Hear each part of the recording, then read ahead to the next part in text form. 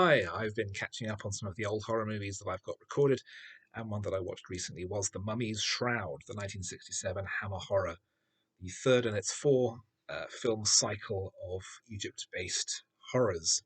I'd seen the first film, I think, many years ago, the Mummy from 1959, and I might possibly have seen the last, Blood from the Mummies 2, which I believe is based on Jewel of the Seven Stars. But this one was new to me, and it's very much mummy movie by rote.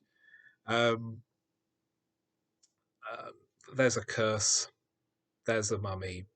There's a tomb that people shouldn't have wandered into.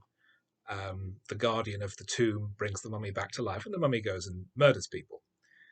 Um, Starting with the head of the expedition, played by André Morell.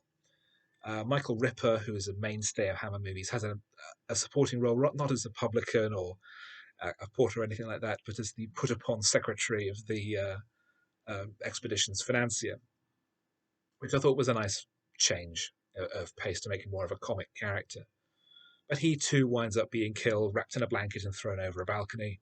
A photographer winds up having a bottle of hydrochloric acid smashed over his face because he's laying down and the mummy crushes it in its hands, rather than as I was hoping, just smashing it into his face with blood and acid going in his eyes.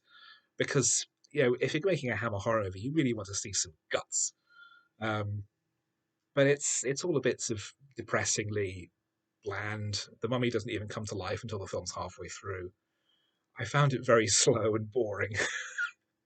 There are better mummy films. The original is a nice brisk hour and 7 minutes or so, and I think the first Hammer film and probably the second is a bit pacier than this. It does have a few interesting twists on the idea, but it's really not enough to sustain itself, and as a result, it's really probably not worth your time.